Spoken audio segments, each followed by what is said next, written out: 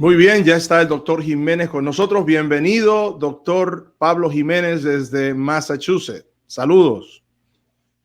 Un saludo muy caluroso a toda la hermandad de la Iglesia de la Profecía y todas aquellas personas que están viendo esta transmisión.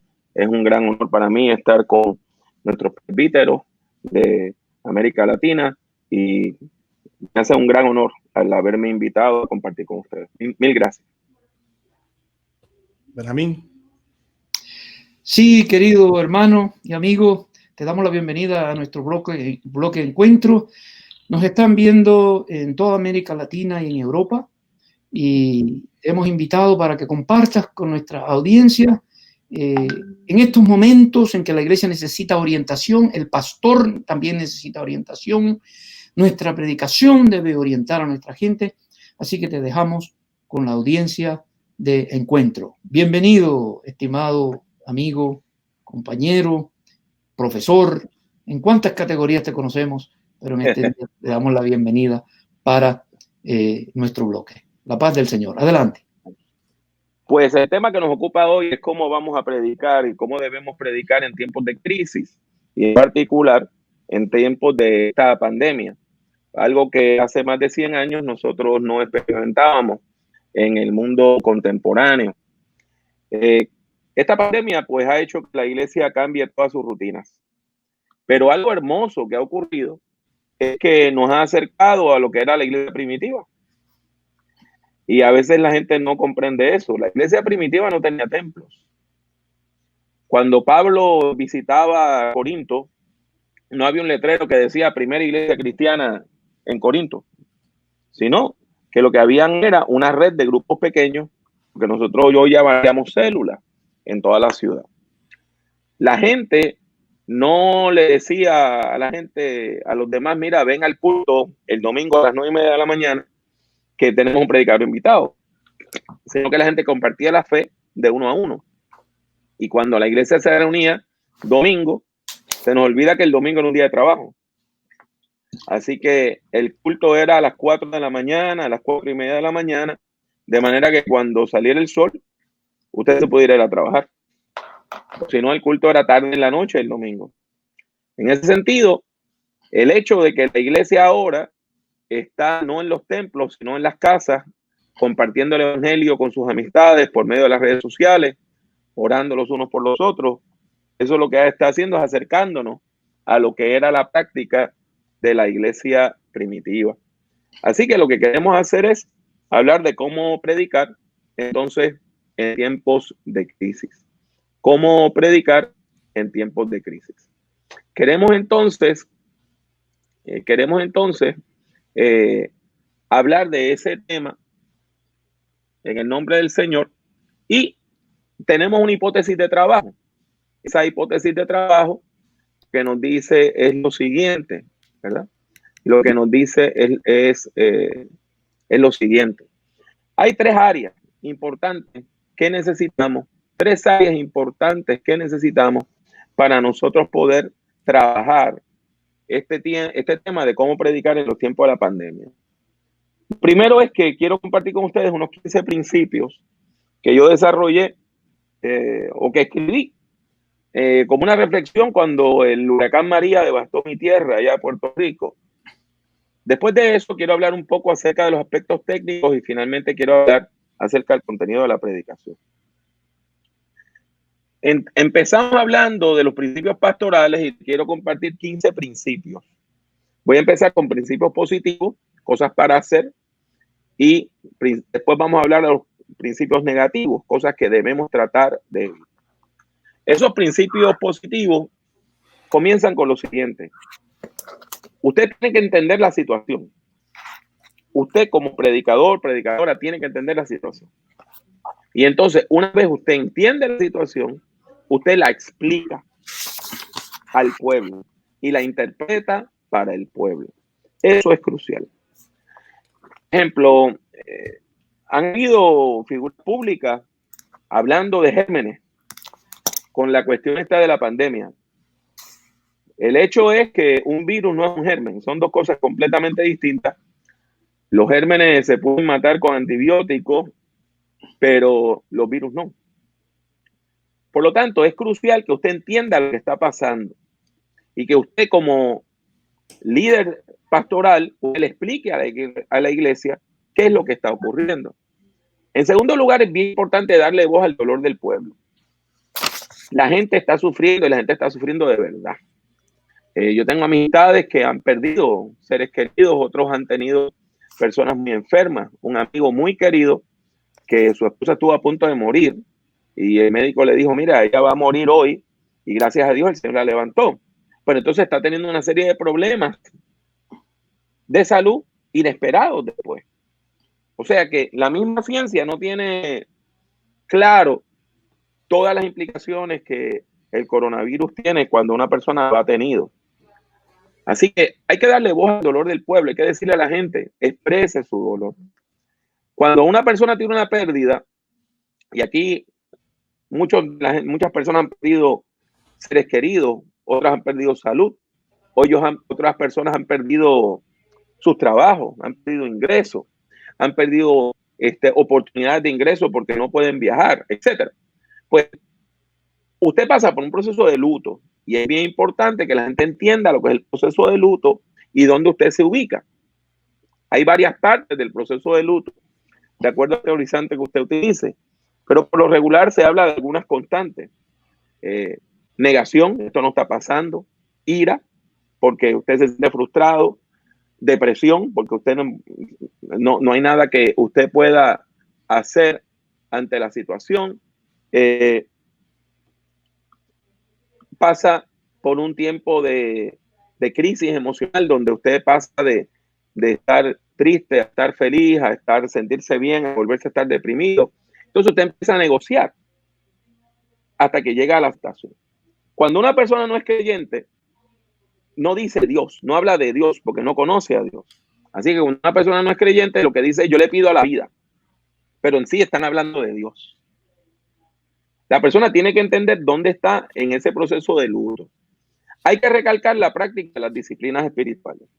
En tiempos de crisis, hay que recalcar la práctica de las disciplinas espirituales. ¿A qué me refiero? Orar, leer la Biblia, meditar, compartir la fe, orar por los demás, interceder, cuando podemos ir a la iglesia a reunirnos, ofrendar, cuando podemos visitar a una persona, hacerlo. O sea, hay unas disciplinas espirituales. Cuando una persona es madura en la fe y tiene esas disciplinas espirituales, la iglesia se puede reunir o no reunir y esa persona va a estar firme en la fe.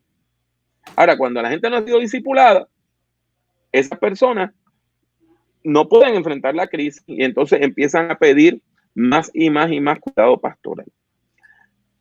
Hay que invitar a la iglesia, el punto número 5, a descansar en el cuidado pastoral sobrenatural que ofrece el Espíritu Santo de Dios. Romanos 8 nos dice que el Espíritu Santo intercede por nosotros. O sea, hay un rol pastoral del Espíritu Santo. En sexto lugar, no se convierta en un psicólogo o una psicóloga del púlpito, sino hable de la Biblia, hable de principios bíblicos, teológicos y pastorales. La psicología puede ayudarnos, pero no puede sustituir nunca el mensaje cristiano. En séptimo lugar, hay que decirle a la gente que aproveche las crisis. Que aproveche las crisis. ¿Para qué? Que aproveche las crisis para cambiar la conducta. Por ejemplo, yo tenía unos familiares que vivían en Puerto Rico, una zona inundable. Y cada vez que pasaba un temporal, como nosotros decimos, una gran tormenta, se les inundaba la casa y lo perdían todo. Pero entonces reconstruían el mismo sitio.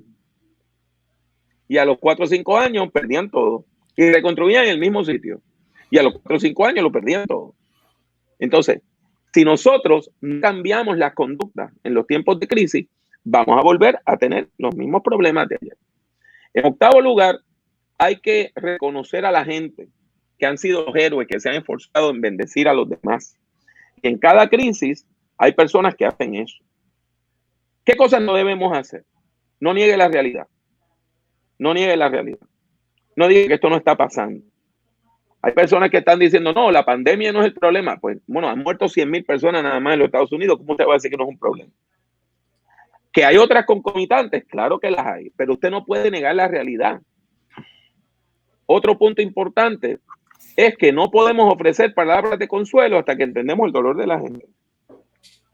Y uno de los errores que cometemos los ministros es que a veces vamos inmediatamente a consolar y no permitimos que la gente sufra, no permitimos que la gente dé expresión a su dolor. ¿Está bien? Entonces, si antes de yo decirle a usted dónde me duele o lo que me duele, usted me está dando una solución, es como si yo fuera al médico y antes de yo decirle lo que me está pasando, me da una receta. Mire, tómese esto.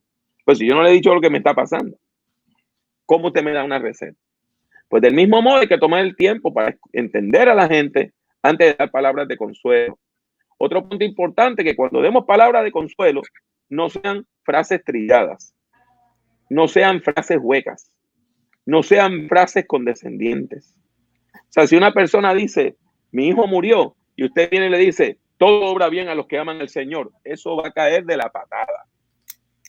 Porque usted ha pasado a ofrecer una solución sin considerar la enorme pérdida que ha tenido esa persona. Otro punto importante, no pierda tiempo buscando culpables. Yo soy puertorriqueño y los puertorriqueños somos muy famosos que cada vez que hay un problema, la gente empieza a buscar quién es el culpable.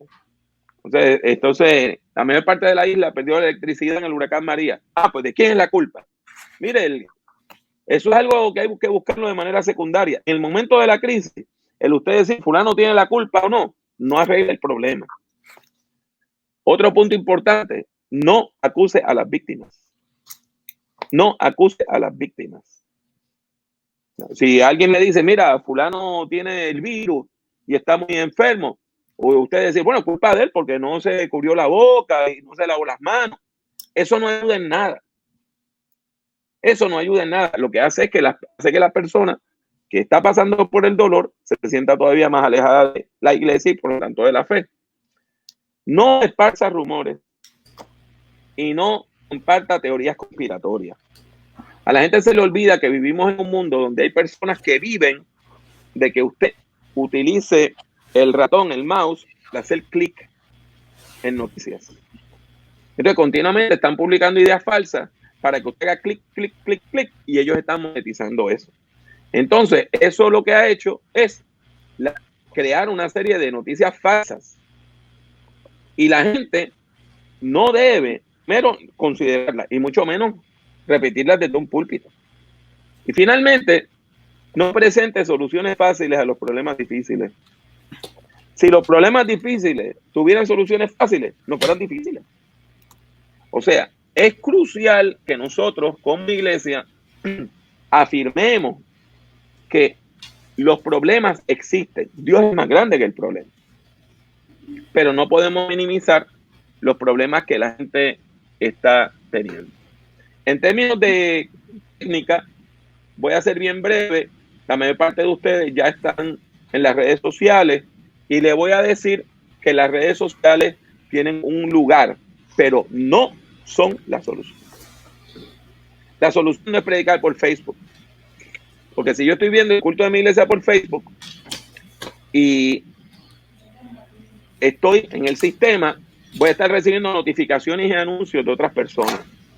Y mientras estoy escuchando la predicación, veo que uno de mis primos está en la playa.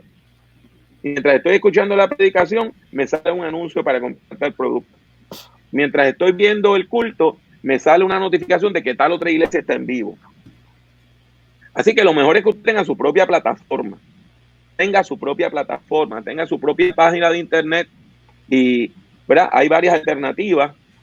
Hay un amigo que está desarrollando un proyecto para ayudar a las iglesias a hacer plataformas completas que tienen streaming y que tienen, ¿verdad?, video en vivo, que tienen Zoom, que tienen formas para ofrendar en línea. O sea, Facebook, transmitir por Facebook, por YouTube, es una alternativa, es una estrategia, pero no es la solución para una iglesia virtual. En términos de consejos prácticos, hay personas que han estudiado esto, hay personas que estudian esto. Mi propia hija mayor se acaba de graduar hace una semana de la Universidad del Sagrado Corazón en Puerto Rico, con un bachillerato, una licenciatura, como decimos en América Latina, en producción de video y televisión. Así que busque a alguna de esas personas, pero recuerde que las personas que se dedican a estas artes necesitan cobrar. Yo tengo muchas amistades que están en estos campos del arte gráfico, de la producción de video, y todo el mundo quiere que le hagan todos los trabajos gratis. Pero esas mismas personas no van a la bomba de gasolina y llenan el auto y dicen, no, hombre, yo no tengo que pagar. Ni van al supermercado y dicen, no, yo no voy a pagar por lo que compré. Pues del mismo modo, es importante que usted esto lo presupueste, que busque ayuda de personas que sepan. Finalmente, con estas cuestiones técnicas, recuerde que cuando usted predica por internet, tiene que ser breve. La predicación por internet no puede durar lo mismo que en la iglesia en vivo, porque la gente se cansa más cuando ven las cosas por internet. Y en términos de contenido, hay que recalcar la esperanza y hay que recalcar el discipulado. Esos son dos puntos cruciales. Primeramente, hay que recalcar la esperanza que ofrece la fe cristiana. En tiempos de crisis, la iglesia es la fuente que afirma la esperanza que solamente encontramos por medio de la obra de Dios en Cristo en el poder del Espíritu Santo.